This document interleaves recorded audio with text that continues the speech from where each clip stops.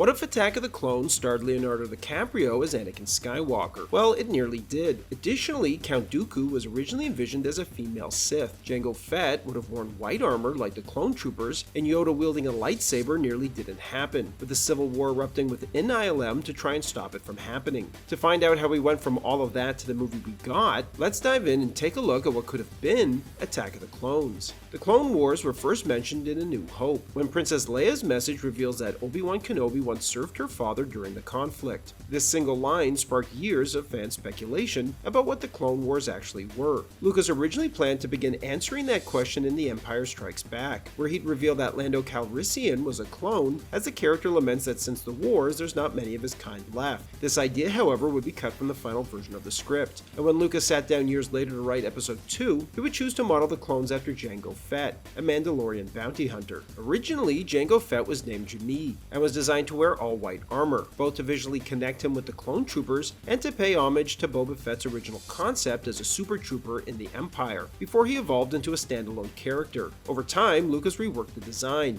giving Jango his distinctive silver and blue armor and renaming the character. The new name, Jango, was inspired by the classic spaghetti western film Django, reflecting the gunslinger persona Lucas envisioned for him. As for who ordered the clone army, Lucas originally intended for Palpatine to commission it himself under the alias Sidious, a thinly veiled nod to his Sith identity, Darth Sidious. Obi-Wan would investigate this non-existent Jedi, and in the next film, he and the Jedi would realize that it was Sidious himself. However, Lucas allegedly accidentally misspelled the name as Sifo-Dyas, as the D and F are right next to each other on the keyboard, leading to Lucas to decide to keep it and create a new character entirely. Sifo-Dyas' backstory was originally meant to be revealed in Revenge of the Sith, as a former Sith apprentice who preceded both Darth Maul and Count Dooku. But as Lucas shifted the third film's focus to Anakin's fall, many subplots, including Sifo-Dyas', were cut. What remained was a confusing and unresolved plot thread that was never fully addressed in the films. As a tongue-in-cheek nod to the backlash against Jar Jar Binks in Episode 1, the working title for Attack of the Clones was Jar Jar's Great Adventure, even though Lucas greatly reduced Jar Jar's screen time in the film, as a response to said backlash. However, prior to the film's release, many fans speculated it would be titled The Clone Wars, a more straightforward and serious name. So when the official title Attack of the Clones was revealed, it caught many off guard, including Ewan McGregor. While accepting an award for Moulin Rouge, McGregor was told by a CNN reporter that Episode 2 would be called Attack of the Clones. McGregor immediately burst out laughing at the absurdity of the title, and turned to his Moulin Rouge co-star Nicole Kidman to share the news. "They're gonna call it Attack of the Clones," he said, prompting the two to laugh, with McGregor adding, "Is that better than The Phantom Menace?" While the title seemed ridiculous to some, Lucas had a clear reason for it. He chose Attack of the Clones as a deliberate homage to the campy, melodramatic titles of the old sci-fi films and serials he loved growing up, like Flash Gordon Conquers the Universe and Attack of the 50-Foot Woman. For Lucas, the name was meant to evoke the pulpy spirit of classic adventure storytelling, not unlike The Empire Strikes Back. The original opening to the film was quite different. Originally, Captain Panaka was meant to return, but the actor who played him wanted more money, and allegedly insisted on reading the entire script, two things Lucas balked at. As a result, Lucas created a new character, Captain Typho. After the failed assassination attempt on Padme, the film would have cut to the Senate, where Palpatine solemnly announces Padme's apparent death in a bombing. But in a dramatic reveal, Padme emerges alive, and defiantly addresses the chamber, warning against the growing push toward war with the Separatists. The assassination attempt is framed as a political hit, and Padme tells the Senate she believes she was targeted specifically to silence her opposition to going to war. Palpatine, who likely assumed his plot to eliminate her had succeeded, is visibly taken aback, marking the first quiet disruption in his carefully laid plans. Since Episode 2 takes place a decade after The Phantom Menace, the role of Anakin Skywalker had to be recast. With the story now centered around a tragic love story between Anakin and Padme, Lucas wanted an actor who could carry both the intensity of a Jedi and the romantic weight of the role. Leonardo DiCaprio, fresh off his heartthrob performances in Romeo and Juliet and Titanic, was at the top of Lucas's wish list. DiCaprio would even meet with Lucas to discuss the part, and while he considered it, he ultimately turned it down, saying he wasn't ready to take that dive. At the time, DiCaprio was intentionally moving away from romantic leads, aiming to reinvent himself as a character actor. Instead of joining Star Wars, he chose to star in Gangs of New York, the beginning of his long and acclaimed partnership with director Martin Scorsese. In later years, DiCaprio revealed he had developed a strict no superhero rule, turning down multiple blockbuster roles over the years, including Robin in Batman Forever and Peter Parker in Sam Raimi's Spider-Man. Other actors in the running for Anakin included Fast and Furious star Paul Walker,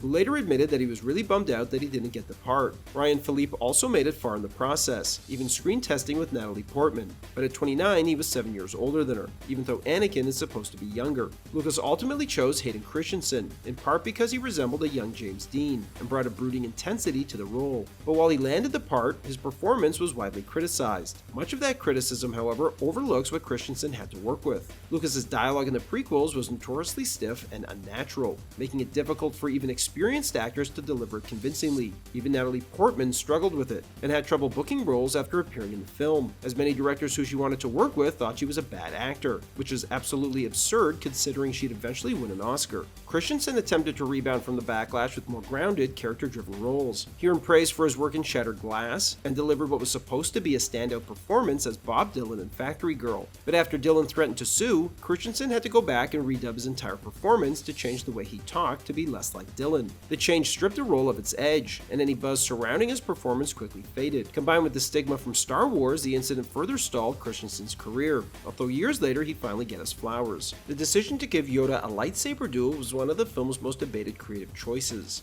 Originally, the final battle was meant to feature only Anakin and Obi-Wan facing off against Count Dooku, but on the day of shooting, Lucas made a last-minute change, deciding Yoda would enter the fight himself. The idea was met with significant resistance at ILM, where many artists feared that watching the tiny 800-year-old Jedi Master flip through the air with a lightsaber would come across as absurd rather than awe-inspiring. They worried it would undermine Yoda's mystique and alienate audiences, but Lucas insisted that audiences would erupt if done right, even if Lucas had some reservations about how he and his team were going to pull it off. Animation director Rob Coleman was especially stressed about how to pull it off, until Jar Jar actor Ahmed Best, a lifelong martial arts fan, offered to help. Best invited Coleman to his home and showed him a collection of anime and martial arts films, with Jet Li's Swordsman 2 sparking the breakthrough that would define Yoda's fighting style. Still, the VFX team remained concerned that jumping straight into a fast-paced duel would be too jarring, and that audiences wouldn't be able to accept the leap from a frail Yoda with a walking stick to him suddenly bouncing around the room. To bridge that gap, they convinced Lucas to begin the sequence with what they called the Wizard's Battle, a force-based showdown between Yoda and Dooku that gradually escalates into lightsabers, helping the audience to adjust to the idea before the full duel begins. Although Coleman did try to push Lucas to just do the Wizard's Battle and nix the duel, which Lucas refused to do. Count Dooku was originally conceived of as a female Sith, as Lucas and his team explored a wide range of approaches. Early iterations positioned her as a dark mirror to Padme, even using Natalie Portman's facial features as a foundation. This idea evolved into a Medusa-inspired design, then into a bald, pale Sith wielding dual lightsabers with curved hilts, and later into a sleek, chrome-plated cyborg. Eventually, Lucas shifted away from the idea of a young, stylized villain, and reimagined her as an elderly woman, frail in appearance, but deceptively agile and ruthless in combat. However, Lucas was never satisfied with any of these ideas, and the direction shifted when Christopher Lee joined the cast. Lee, a longtime friend of Peter Cushing, who played Grand Moff Tarkin in the original trilogy, had actually been offered the role of Tarkin in A New Hope, but turned it down, something he later regretted after seeing the film's success. When Lucas asked him to be in the prequels,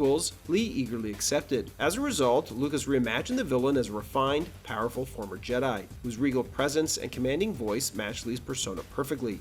And while the original female Sith concept was ultimately shelved, many of the early design elements were later repurposed. After viewing the first edit of the film, Lucas realized it had several issues that needed addressing. First, he felt he needed another action scene on Geonosis before the final battle, as he felt the film was starting to drag, resulting in him coming up with the droid factory. In the original cut, Anakin and Padme are apprehended as soon as they arrive on the planet. The new scene's complexity put ILM under intense pressure to complete it on time, and as Lucas walked Natalie Portman through the blocking on the conveyor belt, with her having to dodge stamping presses, she called it a mean joke, as she laughed at how ridiculous it was. Another issue was the dynamic between Obi-Wan and Anakin. In the early cut, Obi-Wan came across as overly harsh and constantly irritated with his apprentice, which undercut their supposed friendship. To fix this, Lucas added new scenes to show warmth and camaraderie between them. One of the most notable additions was the elevator scene before they reunite with Padme, which was designed to quickly establish a sense of shared history and brotherly bond. Lucas also cut a number of scenes from the film, including Anakin meeting Padme's family, a brief meeting where Padme and Anakin meet Dooku in a conference room as he tries to persuade them to join him, which would be replaced by a newly shot scene where Dooku visits the captive Obi-Wan Kenobi instead, and finally Anakin and Padme being sentenced to death on Geonosis. To help improve the dialogue and inject more humor into the film, Lucas enlisted Jonathan Hales, who had previously written for the Young Indiana Jones Chronicles. Despite Hales' contributions, many of the same criticisms that plagued The Phantom Menace, particularly the stiff, unnatural dialogue, persisted in the final film, with now infamous lines like, "I don't like sand." In fact, Lucas was so dissatisfied with the romantic lines he had written for the dinner scene between Anakin and Padme that he asked Hayden Christensen and Natalie Portman to ad-lib it, resulting in the aggressive negotiations exchange. He also asked them to improvise other romantic scenes on Naboo, but Portman said they quickly got inappropriate. In the end, while Attack of the Clones expanded the scope of the Star Wars universe and laid critical groundwork for the saga's darker turn, it remained hampered by some of the same storytelling flaws that continued to divide fans. Thanks for watching, everybody, and don't forget to like and subscribe for more of Hollywood's untold stories and unmade movies.